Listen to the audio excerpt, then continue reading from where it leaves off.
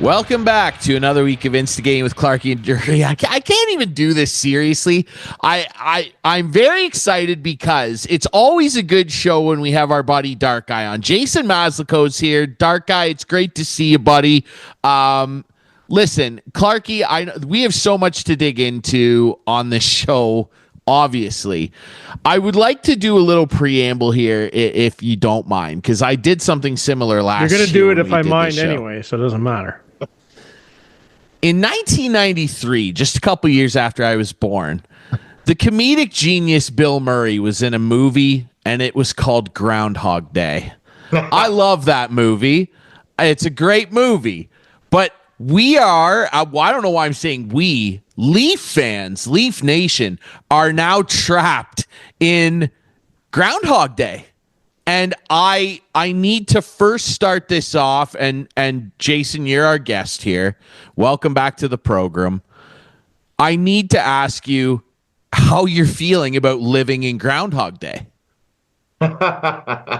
I've got so many different thoughts and emotions on all of this. I wouldn't even know where to really start, but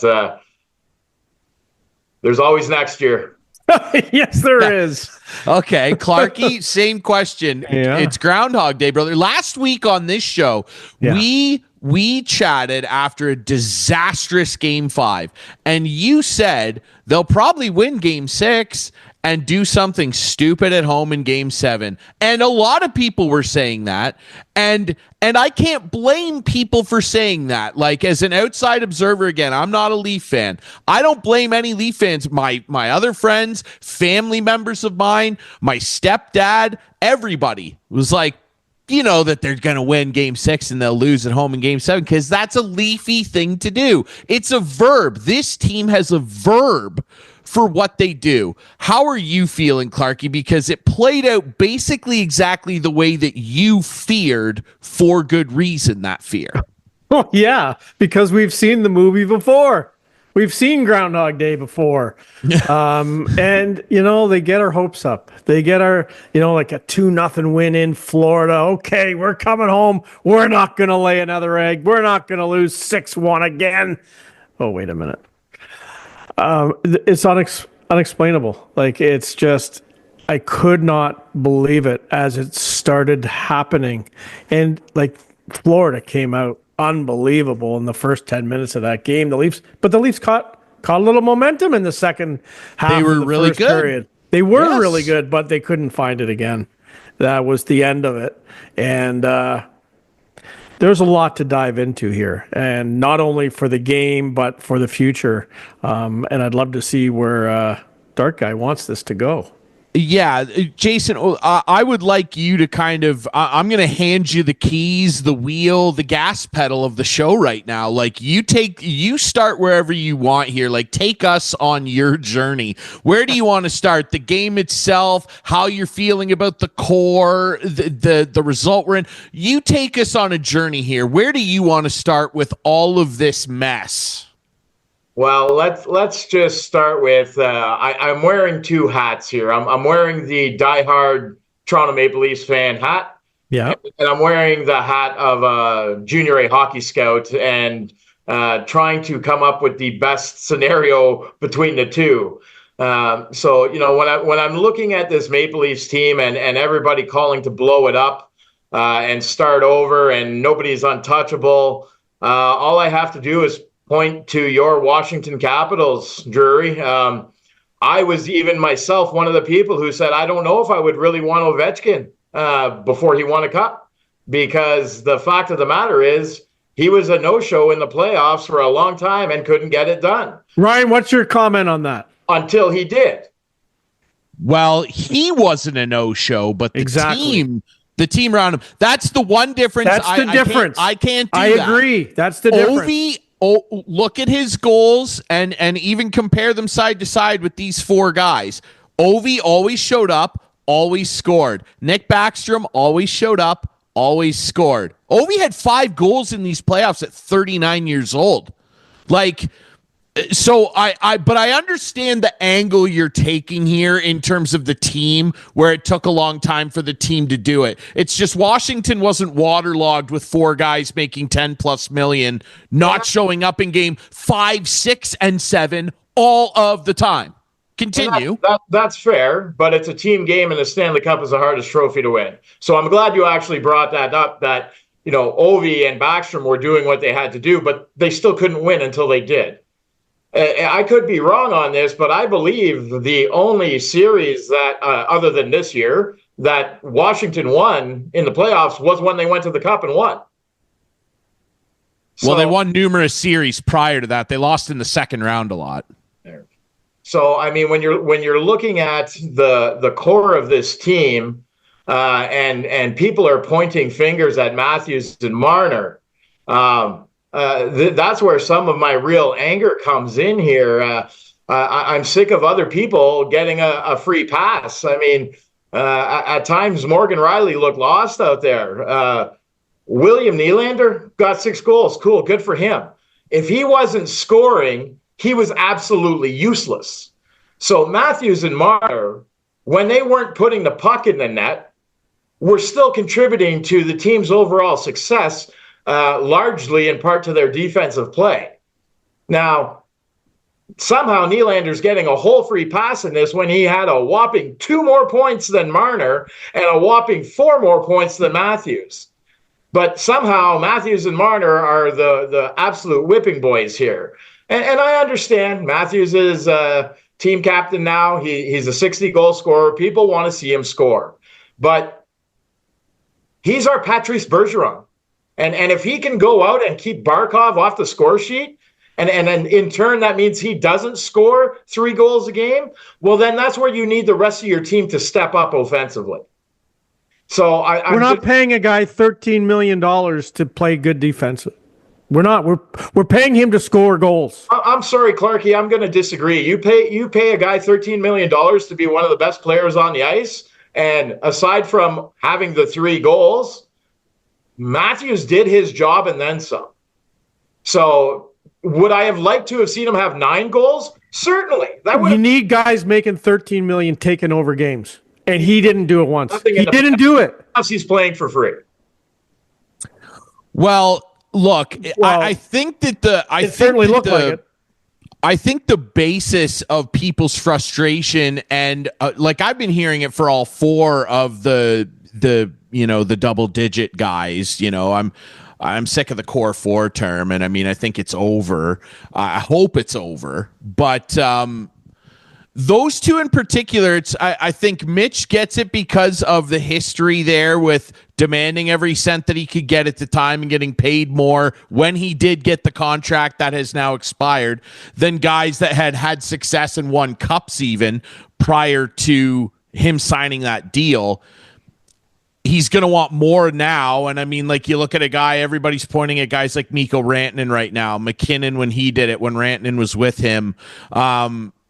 Those guys also played fine in their own zone, but they made money because they're offensive players and they score. And these guys, the games 5, 6, the game 6 and 7 stats for these 4 guys are just unbelievable. And you can't pay guys that much money and say, well, he's Patrice Bergeron in his own end, and then he's no better than Steven Lorentz in the other end. Brad Marchand's 37 years old. He had 8 points in this series, guys. Like, I don't know. Clarkey, what's your feeling on how everything shook down in that game 7? Because I don't know if it's worth our time to, like, go through every goal. I mean, everyone saw the game.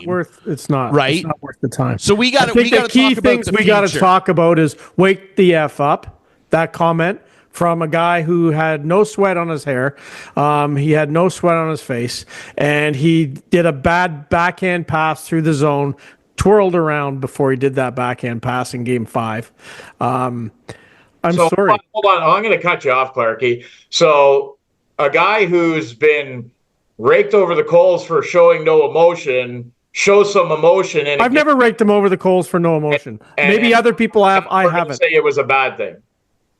I've never. I don't think him over the coals for that. I don't think it's a bad thing he showed emotion or anything like that. I just like he's the guy because like let's just be honest here. Like anybody who's sitting there going like blow the whole thing up. I mean, you can't. I'm not do saying that, either, Ryan. I know you're not. Not at all. I know you're not. But they I know need you're to not. do something. They need to make a tweak. They need to figure this out. And they have maybe Mitch Marner will go and get 100 points somewhere else and win a cup. Maybe.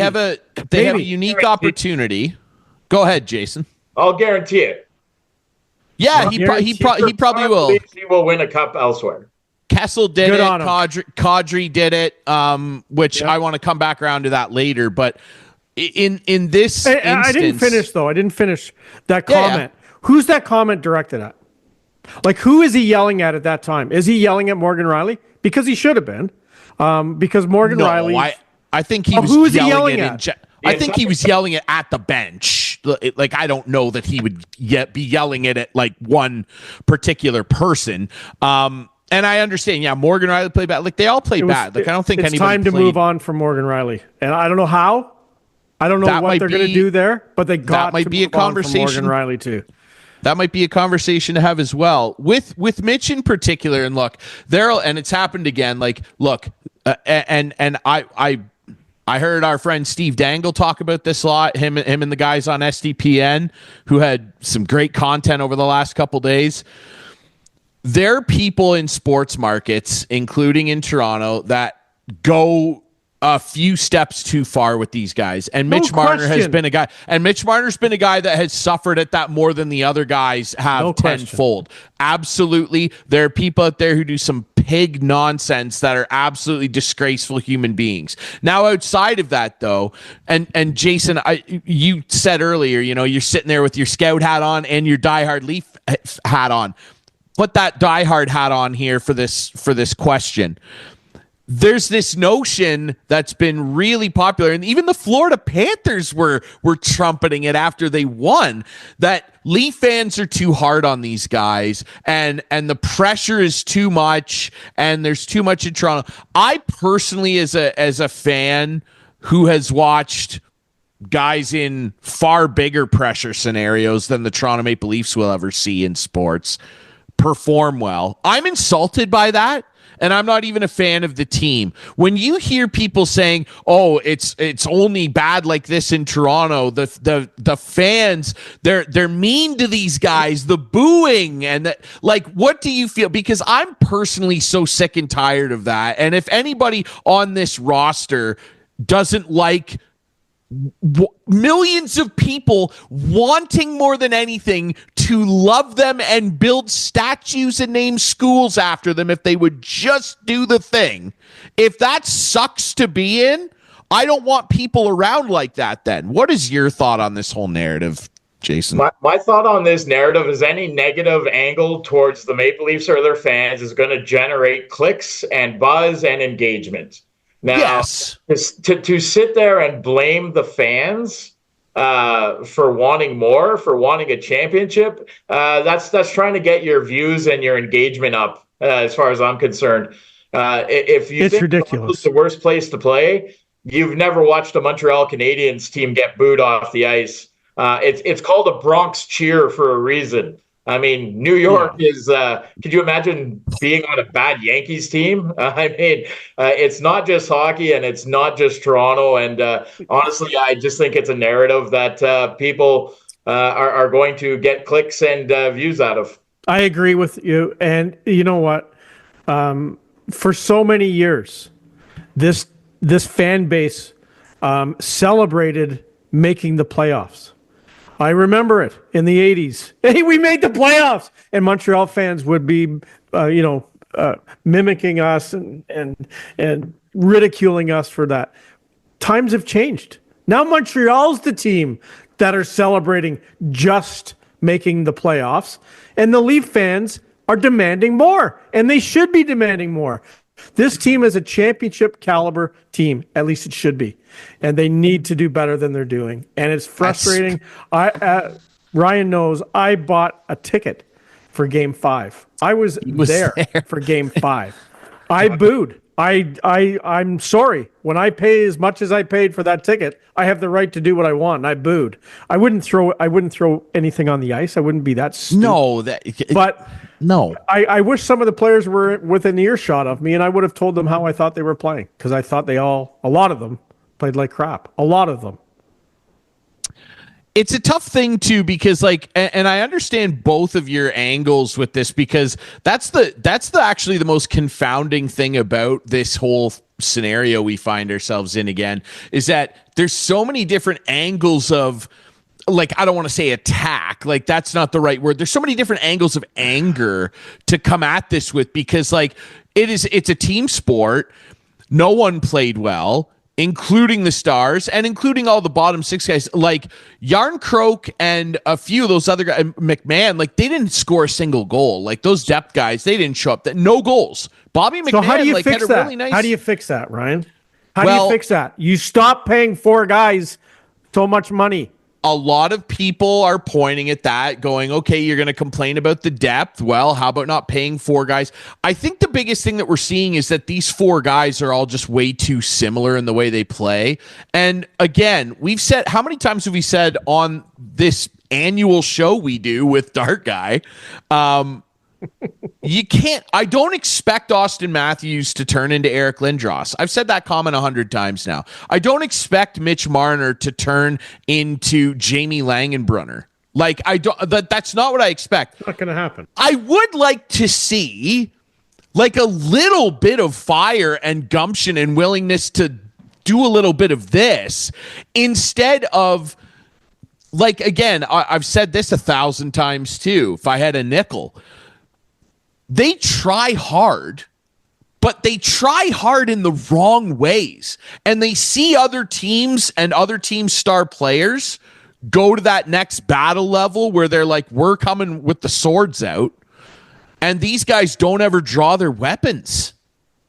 They try and win it fancy because they go, well, I scored 60 goals doing this in the regular season, so I'll keep doing that. There's no adaptation to the nastiness and the full-on send mentality that you have to have in the playoffs to win. You can win a round. You can beat an Ottawa Senators being skillful and roughing them up a little bit and having guys be passengers, quote unquote, which I got to get your thoughts on that comment too. You're not going to win a Stanley Cup doing it. You can get through a round because this team is so talented. You're not going to get through four. And that's my biggest problem with these guys. And, the pressure's hard. Dark Guy, try being a Yankee. Do you think Juan Soto had a fun weekend going back to the Yankee Stadium last weekend? Didn't look fun. He called out for his hustle out of the box. So that guy's making more money than any athlete in North America right now. And he's terrible right now. I have full confidence he'll turn it around because I've seen him do it. And he was a great player on a World Series team a few years ago. And we've talked about that exact comment about the Leafs. And I've said for many years, how do we know next year won't be different? And you keep telling me because there's no evidence that it will be. And I kept saying, doesn't matter. Next year could be different. That's the whole thing. I now doubt if they keep it the same, that next year would be different. Well, Jason, I've said it on this program myself and I'm agreeing with you, Drury. A few years back when Matthews is getting ragdolled behind the net and he's just laughing. When Tavares takes a Corey Perry knee to the head and nobody does anything. Simmons did fight Corey Perry. Simmons did fight Corey Perry when that happened. Yeah, not in the moment. I don't recall. No, well, yeah, he wasn't on the ice at the moment. That was scary. The minute and Austin Matthews realizes he's 6'2", 6'4", whatever he is, 240 pounds, and grabs somebody. I don't want him to fight every night, but after Anthony Stolarz gets elbowed in the head, nothing. Matthews goes out and grabs Marchand or grabs Bennett or grabs anybody. I believe 100% this series is done in 5 because I believe everybody on the bench would have looked at each other and said, what did Papi just do? That's what I mean. Hell, yeah, we're in this. Let's frickin' go. So that's what 100%. I mean. No question, no argument. Nobody did anything. That's what I mean, and that's my whole going thing. Nuts. Yeah, he was mad. I'm surprised how much he toned it down after the game. I mean, he's always very composed post game, but he was mad. That's my whole thing, though. Is like I'm not asking this guy to be Eric Lindros. I don't need him to be Scott Stevens. I'm not expecting the second coming of Gordie Howe with his elbow up, making people have their head on a swivel. The whole thing is this. Some would say everybody, including maybe us right now, are being too unfair on Austin, on Mitch, for being who they are. The problem, though, it seems, based on my eyes, is who they are when the playoffs roll around. Because here's the thing. You're talking about, will things change? Will things be different, Clarkey?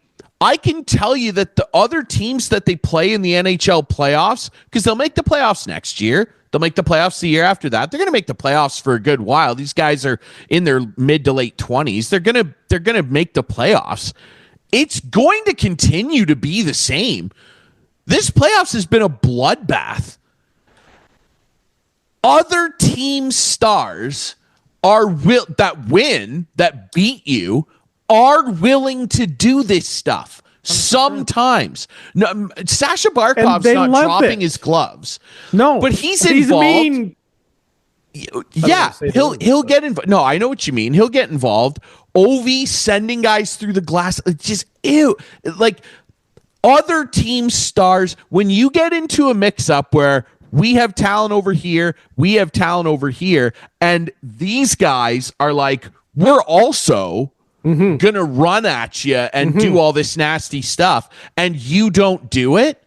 You know who was one of the most effective guys on the team, I thought, in the playoffs, was Scott Laughton. Scott Laughton was very good. Scott Laughton, but that's a problem when he's one of your better players. That's the problem. So generally, I'm going to jump in. All right. So again, your response, and the only response you're going to have is $13 million versus $2.5 million or whatever Laughton's making. But why is it okay for Laughton to just be a defensive guy? Because he's a third or fourth liner. That's his role. I get it, but he's doing his job defensively, right? So Matthews is shutting down Barkov. Laughton wasn't out there shutting down their Florida's top line. That was Matthews, right? But yeah. Laughton, saying, was one of the best guys on the team. But I mean, there's no difference between what he was bringing to the table. I think he more just means consistent effort-wise, because, that's the other unfortunate thing about this. Is like, we can sit here and go, Austin Matthews, he was doing great things in his own zone. I don't know how much I can say that when he was like -3 in Game 5 when they got blitzed 6-1, and he was -2 in Game 7. Like, it's like, okay, great. When all of a sudden that evaporates and the defense isn't there, the $13 million is for something else. And that's the problem too. That's the unfortunate thing, I guess, when you're a guy like him and Mitch and Willie, whatever, go down the line. I don't care what team we're talking about here. When you find yourself in these competitive scenarios where a path to a championship is on the line, you gotta come through. You gotta come through with the stuff that we see you do in the regular season eventually. And these guys have a inarguable, because the stats don't lie. That's the thing. You just can't hide from stats. The closeout game record, what are they, 3-13 now in closeout games? It's crazy to me. They're 0-6 in Game 7s. 0-7. That can't happen. That can't happen all of the time. We would do it like these guys would be getting. These guys would be getting a lot less if it happened once or twice. Every single time it's a big moment, there's nothing to be found offensively. Well, and that's kind of what I was alluding to a little bit earlier. So we're talking about the Maple Leafs and what the storm they're going through in the media right now and on social media from the fan base and everything. And I'm looking at this scenario and trying to be somewhat positive as a diehard Leafs fan. As a hockey scout, I can't fathom in a million years how much more motivation you would have needed. You beat Florida in Game 6, 2-0. You're going home, Game 7, home ice. If you win, you have home ice all the way through to the cup. Yep. The narrative is you guys don't show up. The narrative is you guys can't get it done. Every single one of those guys should have been ready to run through a brick wall an hour before the game. Mm-hmm. And as a hockey scout, I can't understand how you come out so flat. Yes, I knew. I said in an interview before the game, the key for the Toronto Maple Leafs was going to be able to match Florida's energy in the first 5 to 10 minutes. And they couldn't. And I don't understand how you couldn't. How you couldn't look around that room. You couldn't look in the mirror earlier in the day and said, enough's enough, I'm doing it. It's unexplainable. That's kind of what I mean. Like that's the root of it. It's just they don't have the horses to do that. And again, these guys are all very talented players. Like they're fun to watch. They get people fired up because they're like, we see what you can do. It's just, it's different doing it and scoring a couple against Utah in November than it is against the same opponent across a potentially 7-game series where they lock in on your tendencies and they try and take it away from you. You gotta have an ability or a want or desire to take some of your tools back and put them back in your tool bag for one big moment. Like, that's what's so unforgivable to me. And it's all of them. Like, it's the team, but we're always told, like, the best players set the tone. Like, you hear different guys, like Joe Sakic never said anything, but like everybody showed up and just knew what to expect. Steve Yzerman, he just showed up, never said much, but he just went out and did it and set the tone for the rest of the team. That's what the best players do. They get the most ice time. They're the ones that set the tone. And for those 4 guys to have an opportunity like that after a really impressive Game 6, that's the most confounding thing. Like you said, Jason, it's like I couldn't believe how well they played. They in Florida with Paul Maurice controlling the matchups. They were awesome. So good defensively. They won board battles. I would love to go through the footage and find 5 board battles that they won in Game 7. Fragile, Did they win? They're so fragile when they drop behind. That's pro sports. Don't stick to the program. You have to be able. You have to be able to dig in and get something done in those moments. That's what pro sports measures you by. Well, when the chips are on the table, can you go all in and have a pair of pocket aces? Come on. I think the thing that's a little bit more frustrating about this year is the Leafs actually showed glimpses of that, of being able to do that at times in both series. Yeah, I agree. They did. Coming up with a complete goose egg in Game 7 on home ice is, it's a little bit baffling. But instead of that, now I'll ask the question. I see that nice Marner jersey there in the background. Obviously, it's there for sale. Clarkey. It's for sale. It's for sale. It's autographed. It's for sale. So here's the thing. Yes. We're going to go ahead and hypothetically agree that Marner's all but a Garnet. Are the Maple Leafs a better team next year with Sam Bennett? We'll find out. I mean, we may not find out about Sam Bennett, but I don't know. Like they'll be less skilled offensively, and maybe in terms of third overall in the division. Skill. Who cares? Who cares where they finish? I don't care. I don't care about that regular season. Make the playoffs and get players. I'm going to throw out there and I'm going to get Clarkey all fired up here. Trade Nylander, re-sign Marner. Yeah, I just don't think you can do that now because they gave him a no-move clause. That's the other thing, too, that's frustrating. These 4 guys got everything they could want and more, and couldn't come up with one big signature clutch winner take all moment. Jury. That's what's crazy. Jury. Yeah. Yes, me. No, I know what your thoughts are. It's just I'd love to hear but you know your what? response. Start guy. One of those two guys got to go. And if that's the way you want to do it, fine. I don't care. I've been a Willie supporter, and you know I have. But he disappeared just like the other guys did. He was not anywhere near what he could have been in games 5, 6, and 7. He was and like crazy. The pregame interview. Yeah, just another game. No, it's not. Sorry, it's not just another game. It's a big game. But my question is, where's your number to re-sign Mitch? Are you giving him 14? Well, unfortunately, that's where the problem comes in. Right. The way I see it is Mitch Marner should get the $11 million that Nylander's getting. Mm-hmm. And call 11.5. Unfortunately, if he's going to want 13.5 or 14, then my suggestion isn't an option, because I can't realistically say give him $14 million a year. I agree. And I think there's a little bit of a sidebar of maybe him wanting out of Toronto. I think so.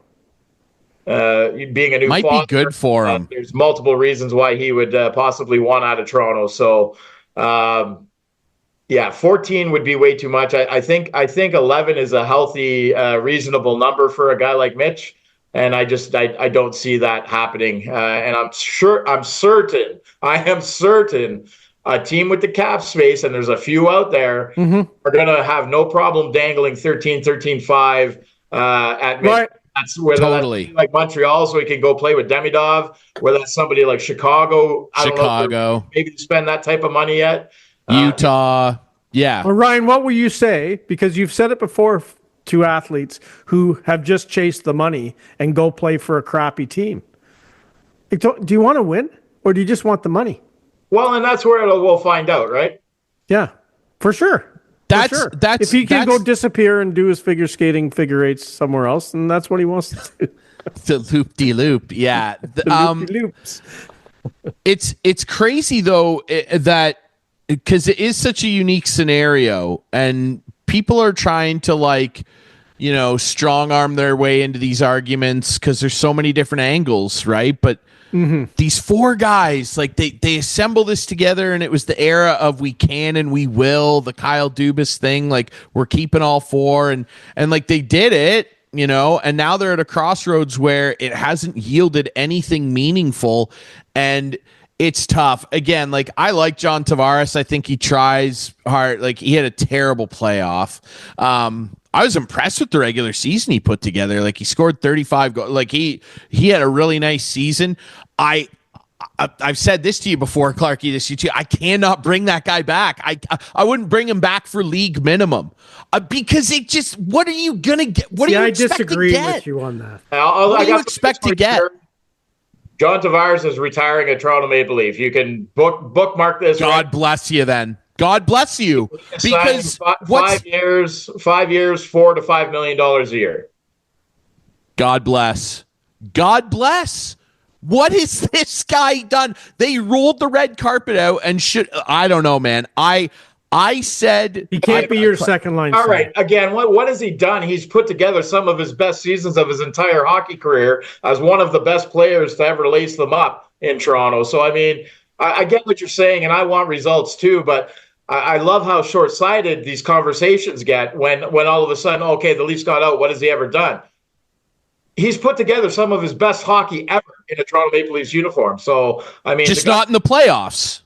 The guy has contributed to the Toronto Maple Leafs being one of the best teams in the league for the last 5 years. So, sure, just not in the playoffs. I'd rather have John Tavares than Mitch Marner. That's just me. It's one of when you're looking at John Tavares moving down to a third line center role, right? Not having the type of minutes that are going to be on his body as he's getting older. I mean, the guy hasn't changed his game. And he's still the go. And I know Ryan will roll his eyes and say, great. That's a problem. But he's still the go-to center ice face-off guy, and It's he's a problem. dominant at it. The first exceptional hockey player to get exceptional status, who's been one of the best players ever. It's a problem. He hasn't gotten worse. He hasn't been one of the best players ever, maybe in that franchise modern day history. John Tavares, I've always said this. John Tavares is a very good hockey player. He's not a great player, and he never has been. He's not great. He isn't. He's not Sidney Crosby. He's not Alex Ovechkin. He's not Draisaitl. He's not McDavid. He's very, very good. He's not great. And what do you need to bring a guy back that's going to be 35 for? There's no other alternative option. You got to bring him back as part of all of this failure in the playoffs. How much did we pay David Kampf? How much? What? 3? Sorry, Clarkey? How much did they pay David Kampf this year? Wasn't it 3 or 3.5? They gave him a modified no move clause too. David Kampf. So let's let him walk and bring in Tavares for 4. That's an upgrade. I'm telling you. Anyway, but it all depends. It all depends on. That's just my feeling. Where Clarkey, they feel. If they save. So if let's just say he signs for 4, so that's a savings of $7 million on his contract. If Mitch leaves, that's a saving of 11. There's 19 mil. The cap's going up, 22 mil. Now, that's a lot of money to spend. God, I wish Connor McDavid was a free agent this year. Because I honestly think he's coming. I can't do that. He's coming. Can't do that. He's coming. Lock up Knies. First and foremost. 100%. Lock up Knies. So what do you sign him for? 7? Yeah. I'd happily give him 7. For sure. I like that kid. Do it before July 1st, so there's no chance of an offer sheet. Yeah. Yeah. It doesn't sound like that kid he's a lot. going to go down that road, which is good. But I don't think so either. He's not the agent. It's interesting. It's interesting, Clarkey, like you talk about, if Mitch leaves for richer pastures, I wouldn't necessarily call them greener based on the teams that would have the type of cap money to accommodate him. Mm-hmm. That is a thing that, he could have, if Marner does re-sign in Toronto, he could, I don't think this will happen, by the way. He could have an ultimate heel turn where he signed a very reasonable deal and came back and was like, you know what, I want to be here. And other teams did offer me $3 to $4 million more a year, and I stayed. I recall back to a time when the only way, Ryan, sorry to interrupt, the only way he can get the fans on his side is if he takes a pay cut. It's the only way. I wouldn't even, not even the same. Take what he's making now. The 10-5 he's making now. Take it. Sure. Yeah. Okay, I'll give you that. And that's not how it works generally. These guys get raises, and he's a good player. Because agents are involved. The agents can be a real problem here. Darren Ferris is not going to settle for less than what he feels his client's worth. And right? people saying Bennett and Marchand and who's saying these guys are going to want to come here? No one. Nobody's saying that. Still don't want Marchand in a Leafs uniform. What's that? I still don't want Marchand. He hates Marchand. Well, I win another cup. He might 8 points in that series too. What an ad by Bill Zito. And game 3 was the killer. We're a goal away from going up 3 games to nothing. That's playoffs. Yeah, I get it. Some weird stuff happens, but they got when it happened, I said to a guy at work, I said, I have a bad feeling that's going to come back and haunt us. I don't know. Long before I went after a soon-to-be fossil like Marchand, I'd be looking to another Toronto boy and be going after Tom Wilson. But he just signed. He signed whoop-de-doo-dah. There's nothing Washington's you could not offer. going to give him up. There's nothing you could offer me on the I agree. You could give me the lease to the CN Tower, and if I was Chris Patrick, I wouldn't trade Tom Wilson. Yeah, I don't think that's happening. I would love him. No doubt, I'd love him. You could give me a stake in the Leafs organization. You could give me 1% of the team, and I still wouldn't trade Tom Wilson. But he would be. I've said this 100,000 times. He'd be the most popular Leafs player by far. And there'd be more Tom Wilson jerseys than Austin Matthews jerseys. Well, yeah, tomorrow for sure. Not going to happen, boys. Sorry. We know. I wouldn't take 12 first-round picks. Quit gloating. We know it's not going to happen. It's fine. The only reason I gloat, and Dark Guy knows this, We had a conversation, Dark Guy and I, like when we first met. And I remember, I don't know if you remember this, Dark Guy. We met at a charity auction, and you said to me, I like that Tom Wilson kid, because this is back like his rookie year. Like, remember, he debuted in the playoffs. You said to me, Dark Guy, hire this guy at Toronto. You said to me, I like that Wilson kid. He's going to be a hell of a player for you guys. And I was like, I think so too. Yeah, I like him. And the only reason I gloat when he comes up is the years of, this guy's a goon. He's useless. Kick him out of the league. 30-goal scorer, Stanley Cup champion. See ya. And now everybody wants him magically. From 2-3 years ago, kick this guy out of the league to, wouldn't it be good to have Tom Wilson? Yeah, wouldn't it? I don't know. Look, back to the Leafs. Yeah. What would you do, Jason? Like, you're a scout. You've been part of championship teams. What's missing here? What would you do? Oh, long and short of it is I need 3 more Matthew Nyes. And you can get that. Yeah. You can buy that. I don't know who. I haven't looked. I haven't done my homework. I never do on this show. It's a tough one, but when it comes down to it, from a fan standpoint and from a scout standpoint, we've touched on it a little bit earlier. I just do not see enough heart, enough desire, and enough want, desperation even, when it comes down to it. I don't know if it's a generational thing with some of these guys being brought up a little bit differently. I don't know if it's, being told you're the best person on the hockey team since they were 8 years old. And then all of a sudden, when you get to the NHL, it's a little bit harder to be the best one on the ice. So it just seems to me that, there's the good old video on YouTube of Wendell Clark, and it's called All Heart.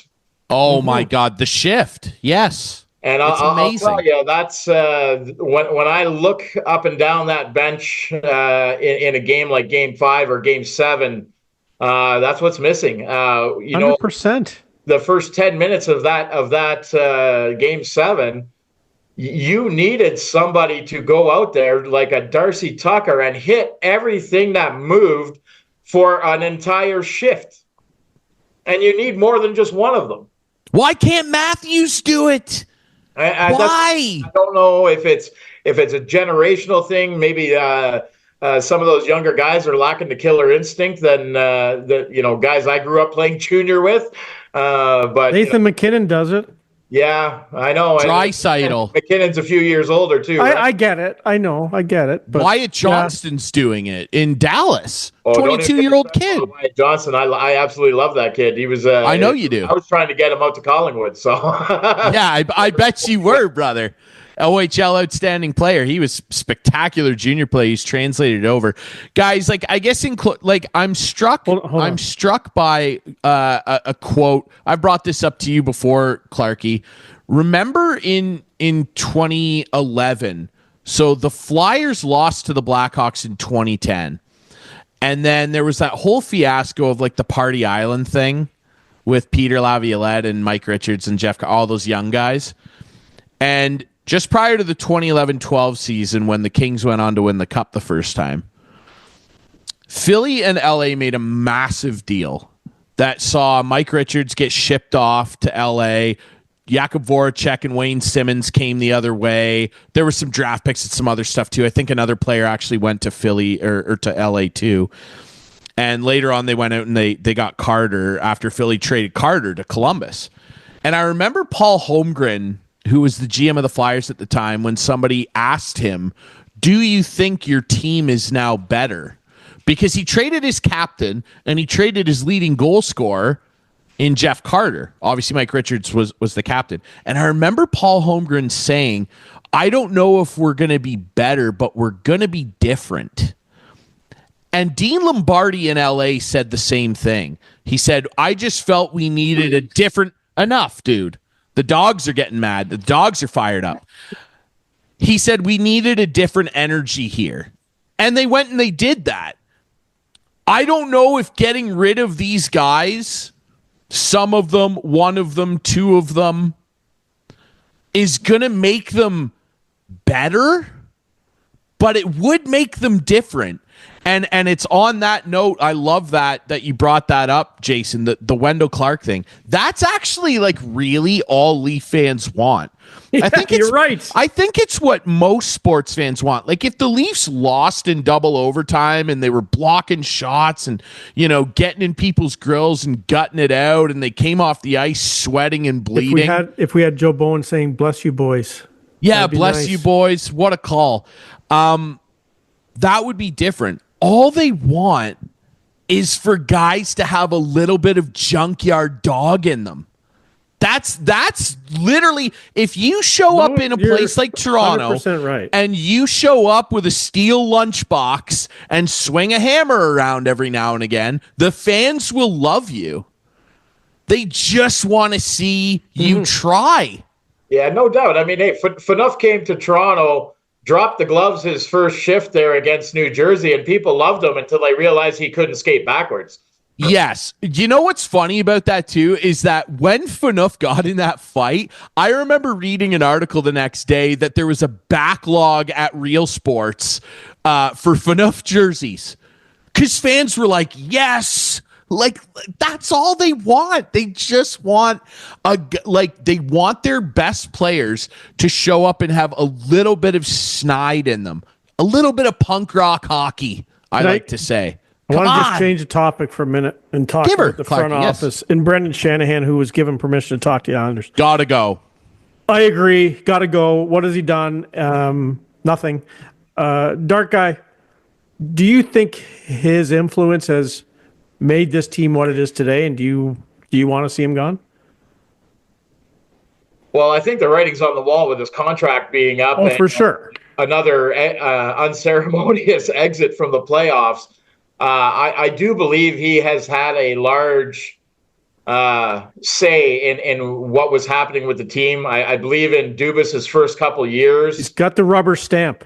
That, everything had to go through Shanny. And yep. I've heard Shanny talk a couple times about, his vision of a winning hockey team. And it doesn't align with the type of player he was that made him who he was.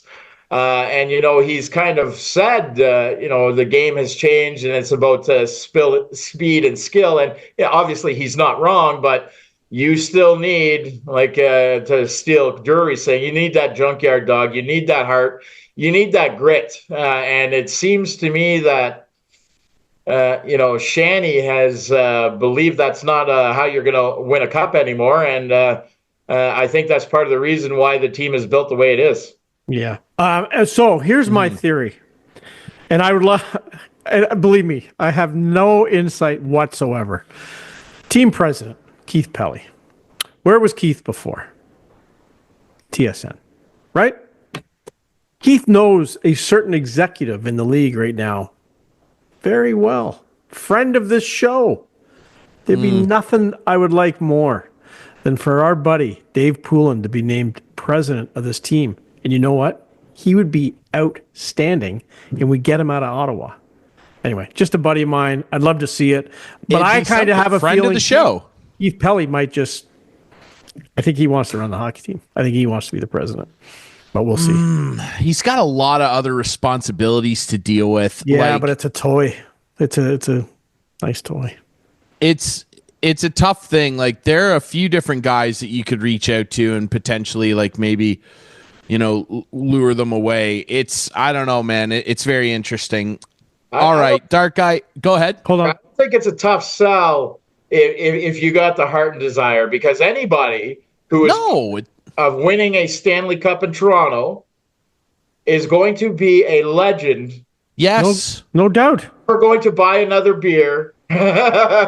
No. I'm going to start the Dave Poulin to Toronto rumor right now. Pooley, I'm sure Pooley and Steve Stais and those guys will really appreciate that, brother. Hashtag PooleyTO. Jason, it's great. It's always great to see you, buddy. I'm glad you're doing well and everything. Obviously, we wish things turned out a little different for the Leafs. There's always next year. There is always next year. That's the beauty of it, buddy. I'm putting that right below this right here. It's going to be inscribed right underneath. Don't do it. Don't do that. I guess I got to do that too, eh? You do, buddy. Yeah, there you go, boys. The passion. That's what you want. It's skin deep, and we just want the players to have it like that. Before we let you go, Maz, I just got to ask you, you got your Collingwood Blues jersey hanging behind you. You got the hat on. Very proud national championship run 2 seasons ago. This year, the Hanover Barons won the Schmalz Cup, and 2 guys that were on that Collingwood Blues national Junior A championship squad joined the Hanover Barons and helped lead them to a championship 34 years in the making. And that's, of course, Elora's Mark McIntosh and Sammy Barrett, who I saw him score 4 goals in game 1 of the final. The kids both of them are just freaks. Mark McIntosh had 61 points in the playoffs, literally one of the greatest Junior C runs, maybe of all time, maybe the best ever. Tell me a little bit about these 2 guys. See, I got to know them pretty well this year, covering the team very closely, and they're just 2 really fun guys. Mac is just so humble, your typical hockey guy, never wants to take any credit for anything, and Barry, he's a junkyard dog. Tell me about your experience with those 2 kids, because man, did they ever make an impression that'll last a lifetime in Hanover. Well, you basically summed it up perfectly. When we're looking at guys in Collingwood, obviously the skills there, but we have the fit in or F off motto in our dressing room, basically. Is that the motto? We have guys that were, those are 2 guys that were leadership. They're workhorses, and they're always humble. They're always playing for their teammate. They're always playing for the crest on the front. And Mac, oh my God, the last 12 months for Mark McIntosh, 2 Buckland Cups, if you go back a little bit longer, 2 Buckland Cups, a Centennial Cup national championship, a national Junior A lacrosse championship, and now a Junior C championship as well. So this guy just wins at everything he does, and can't say enough good things about both of them. Yeah, silky mitts too. My God, the hands on that kid. He was turning kids inside. Kids at the junior, they didn't know what to do with that guy. It was miraculous to watch. I knew it was going to be a season for the ages when he decided to go there. So yeah, it was amazing. I got to ask you quickly: is that actually the team motto? Fit in or F off? Is that the motto? It's a statement that we use quite often. I love that. That's a great. We have it painted on our wall or anything, but you should. Yeah, it's a fit in or F off. That's a great. I love that, dude. That's really good. Leafs have a new motto too. Could use a little Wake bit. the F up. Yeah, I don't know, guys. Hey, there is always next year, and I genuinely hope we get to do one of these where we're talking about a cup, like you do. This fan base. You do. No, I know. Thanks. I do though. I do. Okay. You guys deserve it, and the Leafs fan base. It's enough. We just want to see some progress here and some real fire and desire to win it. It would be a wild thing to witness for sure. Maz, it's always a pleasure, brother. It's great having you on the show. You're looking good. Glad to see you doing well, buddy. And we'll catch up again with you soon. We got to talk about the Blue Jays with you at some point. Absolutely. Pleasure's always mine, guys. So anytime, I'm here. Thanks, buddy. All right, brother. All right, we'll take a quick break. Clarkey and I'll come back, wrap up the show with some couch potatoes this week here on Instigating.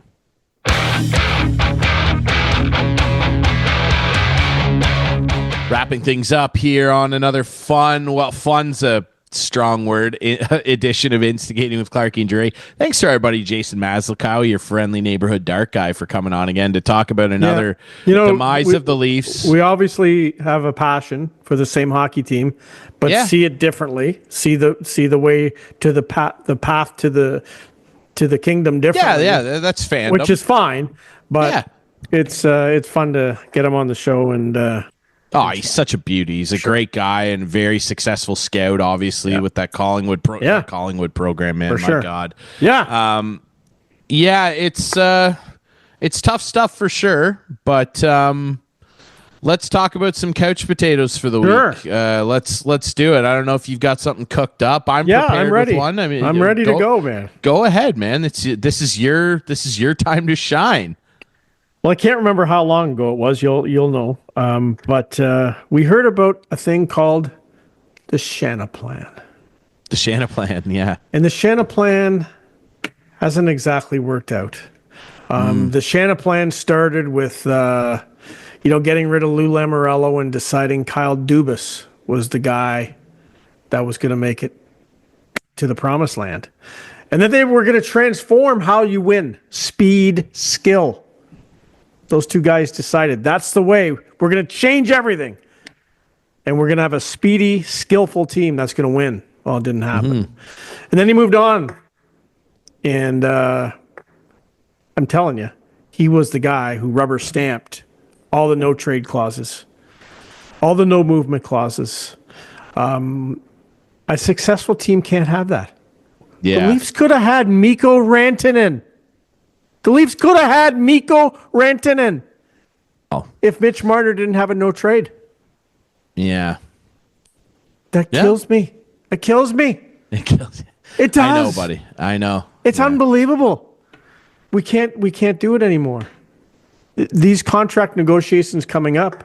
The capitulating to guys. If it's Mitch again, whatever. Matthew Nyes. Sorry, Matthew. We don't do it anymore.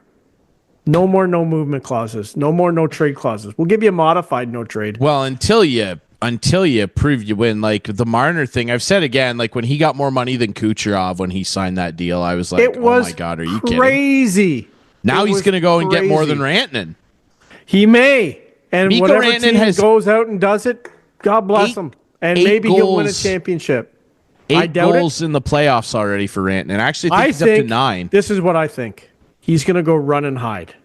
He's going to go to a market that doesn't care about hockey and go live his life. Go live his life. Well, God bless him. Like, The only caveat in there is he does have a kid, and that now is going to play a role in where he wants to raise his child. Because there's some towns you might not want to.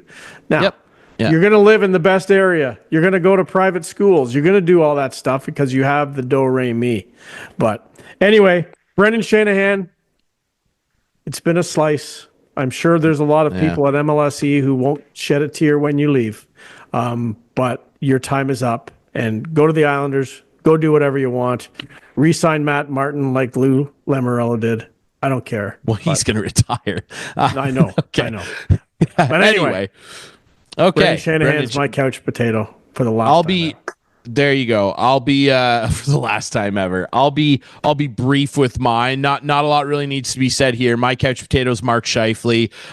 Just for him to show up and play Game 6 and score the opening goal in that game. Unfortunately, the season came to a difficult end for the Jets in overtime there.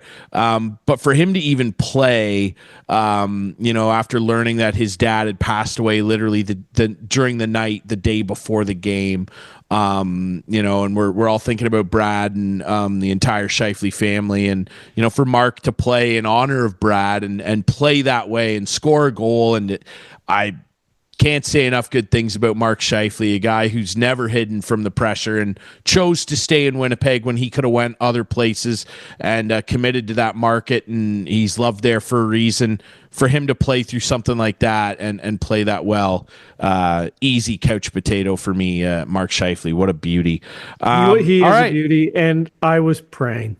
Good Kitchener boy. Please don't score with him in the penalty box. I know. That was one of the most heartbreaking things I've ever seen. Him in the box after was just devastating. But and Dallas was extremely classy to him too, and the handshake line and everything. They were. That image of him in the penalty box when they scored, it just absolutely cuts you in half, man. Terrible. Anyway, he'll come back stronger for it because that's the type of guy he is, Scheif. Blessing to you and your family. All right, great show. You can find us, remember, Friday nights at 8, Sunday nights at 9 with our friends on Whiteman TV. That's channel 6 for Whiteman subscribers. We debut on our YouTube channel Friday nights at 9. You can find the podcast version on all your favorite apps. And remember to follow us on social media at InstigatingPod. That's Clarkey. Thanks to our buddy Dark Guy. I'm Ryan Drury. We'll be back next week with more Instigating. Make me an offer on the Drury.